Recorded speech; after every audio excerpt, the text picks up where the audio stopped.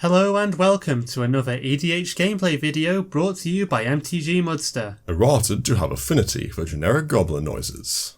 Hey gang, just to let you know, you can now use the promo code MTGMudsta, all caps, at flipsidegaming.com and originalmagicart.store. Using the code gets you 10% off orders $10 or more, and you get to help out the channel at the same time. Also, just so you know, all orders over $10 or more until January 28th, 2019 at 11:59 PM will be entered to win their chance at a Ravnica Allegiance booster box. It's one entry per person, so good luck and be sure to let me know what you open.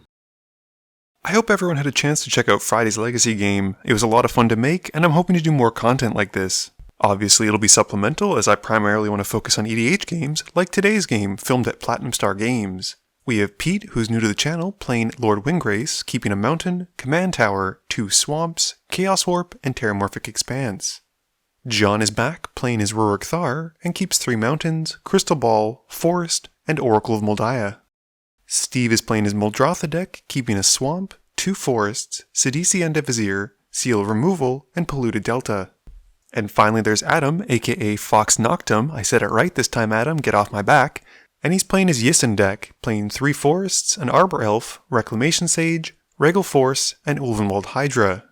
Pete wins the die roll, and starts us off. Pete plays a Terramorphic Expanse, passing. Adam plays a forest, and casts Arbor Elf.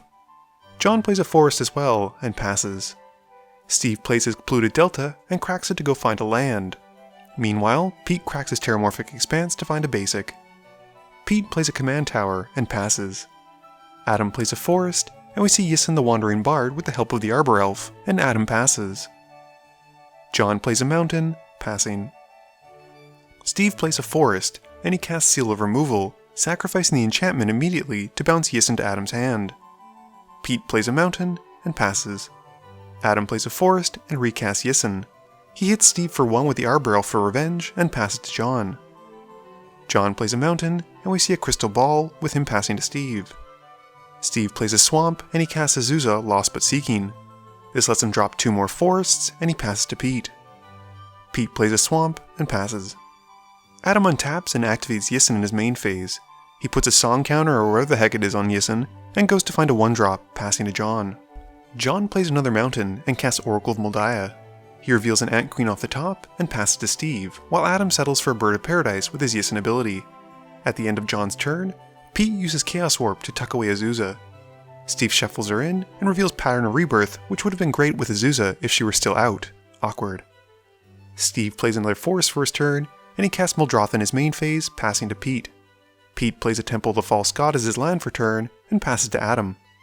Adam plays a Seedborn Muse in his main phase, which is probably one of the strongest cards in a Yisan deck.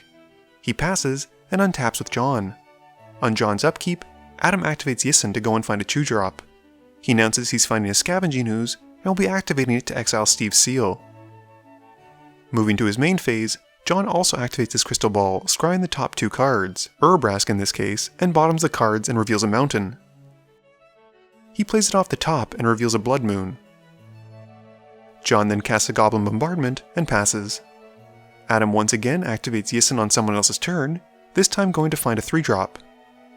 In the meantime, Steve plays his Polluted Delta from his graveyard with Muldrotha and pays 3 to cast Seal of Doom. Adam settles for Anissa Vastwood Seer and puts a forest to his hand as she enters. Steve then sacrifices the seal to kill Adam's Seedborn Muse, and he then cracks the Delta, taking 1 to go and find a Watery Grave, taking another 2 to have it come in untapped. Steve recasts the seal and sacrifices it to blow up the Scavenging Ooze, and he passes to Pete. Pete casts a Lord Windgrace in his main phase, and upticks his Walker, discarding a swamp and drawing 2 cards. Pete then plays a Rogue's Passage, and passes. Adam plays a forest in his main phase, and he casts Wall of Roots. He puts a -1/-1 counter on the wall to help activate Yisan, going to find a 4-drop.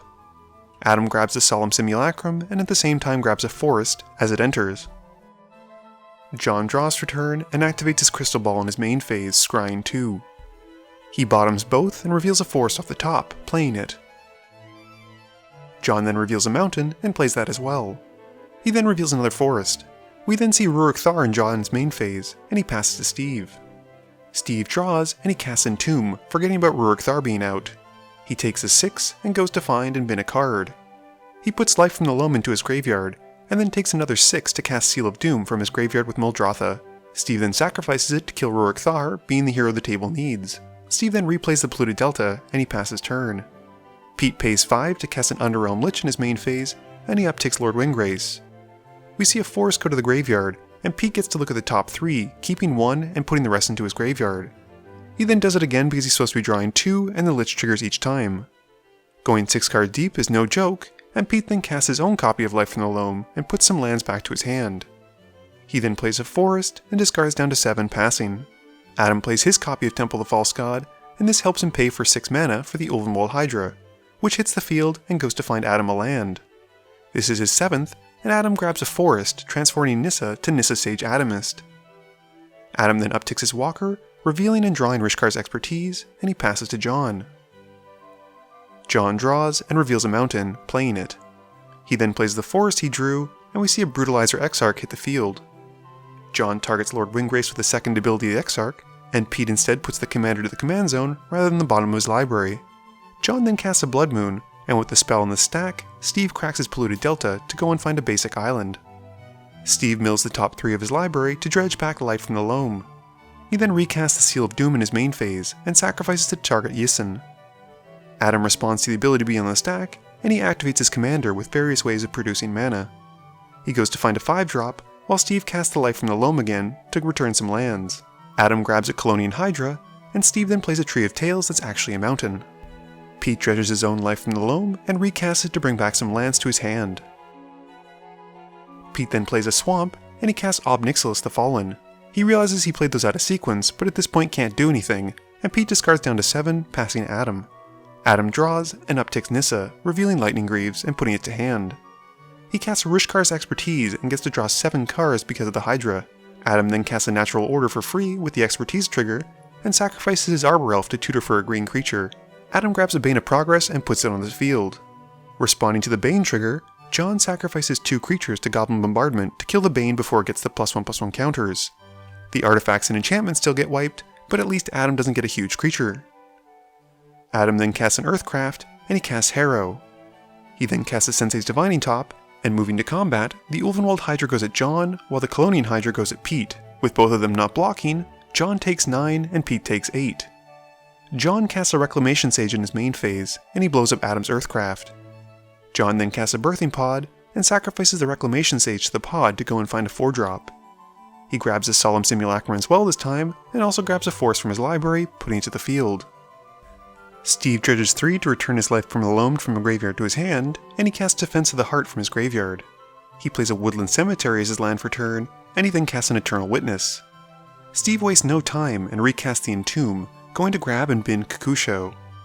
Steve then casts a Lotus Petal from his graveyard with Muldrotha's ability, and then a Sakura Tribe Elder as well, passing turn. Pete also dredges 3 in his upkeep to return the Loam to his hand, and he plays a Forest in his main phase. This triggers Ob Nixilis' ability, and he gives the demon 3 +1/+1 counters and deals 3 damage to Adam. Pete then casts Splendid Reclamation, returning 4 lands to the field from his graveyard. He puts all the Ob Nixilis triggers on Adam for 12, and also gives his demon 12 +1/+1 counters. Pete casts a Commander Sphere, and he casts Regrowth to return Kadama's Reach to his hand. Pete then sacrifices the Command Sphere to draw a card, which is replaced by the Lich's ability. He looks at the top 3 cards and keeps 1, binning the rest. He casts a Soul Ring, and using the Soul Ring in his last land, casts Kadama's Reach. This lets him find another basic for the field, dealing 3 to Adam again, and giving Ob Nixilis more +1/+1 counters. Pete then moves to combat, and swings lethal at Adam. Hoping for an answer, Adam activates his top, but finds nothing, and dies. John casts a Beast Whisperer in his main phase, and follows up with an Arbor Elf, drawing from the Whisperer's trigger. He then pods away the Solemn Simulacrum, drawing as it dies, and going to find a 5-drop. He settles for an Acidic Slime, and blows up Defense of the Heart. John then finishes his turn with a Lockstone Warhammer, and he passes to Steve. Steve casts Pattern of Rebirth in his main phase, and enchants the aura onto Sakura Tribe Elder. He then sacrifices the Elder, and gets to go and find a creature and a basic land. Steve grabs an island and a Noxious Gearhulk. The Gearhulk kills Ob Nixilis, and Steve gains 21 life. We then see the Dredge Engine Life from the Loam once more, and Steve returns some lands to his hand. Steve then drops a Plague Crafter, and it hits the field, and the guys sacrifice a creature each. Moving to combat, Muldrotha then hits Pete for 6, and Steve passes turn. Pete plays a mountain for his turn, and he cracks his Terramorphic to find a basic. Pete then casts Life from the Loam and returns some lands to his hand, and he then casts Seasons Past, keeping the recursion engine going. He returns Ob Nixilis, Exsanguinate, Chaos Warp, and Past in Flames to his hand. Pete then recasts Ob Nixilis, and he then discards down to 7, passing to John. John plays a Forest for his turn, and pods away his Acidic Slime, but doesn't tap his pod right away like some kind of cheater. He grabs a Duplicant, and exiles Ob Nixilis with it, tapping the pod finally.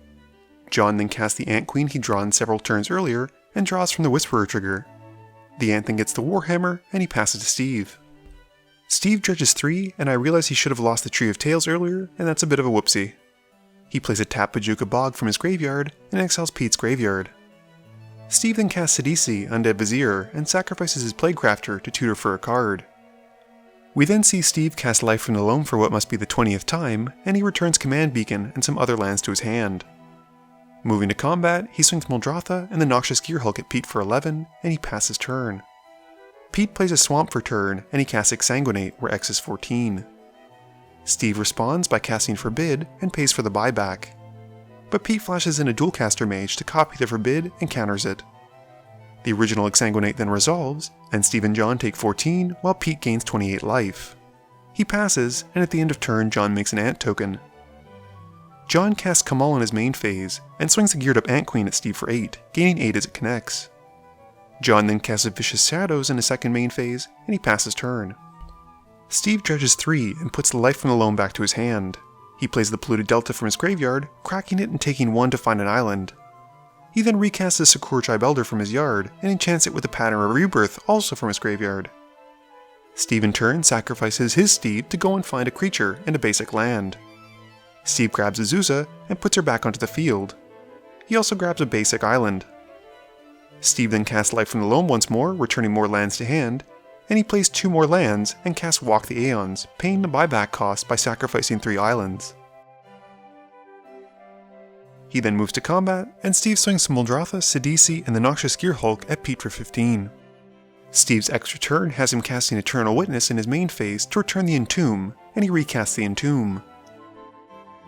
He finds and bins Crucible of Worlds, casting it thanks to Muldrotha.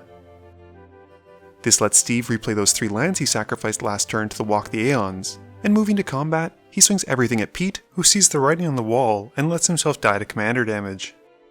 Steve then recasts Walk the Aeons in his second main phase, buying it back and moving to his third turn. Steve's third turn has him dredging Life from the Loam once more, and he recasts Sakura Chibelder, and then the Pattern of Rebirth goes onto it once more. He sacrifices the Steve to go and find a creature and a basic land, and John realizes he has no way to deal with this, conceding the game to Steve. Game review time. So, how awesome was Pete's turn where he took Adam from 40 to dead in only a matter of a few spells? That is definitely something I won't forget for a long time, and I don't think Adam will either. Adam's deck was very powerful, as most Yisan decks are, and he was able to get an early Seedborn Muse out, which can really make the deck go crazy. It might not be as competitively tuned as some of the other decks you've seen, but he was still a major threat throughout the entire game until the turn he got taken out. Unfortunately, the only person in this game to really fall victim to Ruric Thar was Steve, and part of it was because he forgot that he was on the board. He really didn't have to use the Seal of Doom to kill Ruric Thar during his turn, but I think he did it to buy some political favor with the rest of the table, and push the majority of people to focus more on Adam than him. His deck was certainly resilient, and I know there are going to be a couple people who groaned about the Walk the Aeons combo, but let's face it, the game had been going for an hour and 20 minutes at that point, and it was a 3 or 4 card combo, which really isn't that hard to disrupt. Steve just waited for a good time to use it, and it paid off in the end. Please be sure to tune in every Monday and Thursday at 11 AM Eastern Standard Time for a guaranteed new video. You can also follow me on Twitter at MTGMudsta. You can find me on Facebook at facebook.com/mtgmudsta. And lastly, you can check me out when I stream at twitch.tv/mtgmudsta. This video is brought to you in support by my patrons. If you're looking for a way to help out the channel, please be sure to visit the link below. Thank you all for watching this video, and don't forget, friends are just opponents you haven't eliminated yet.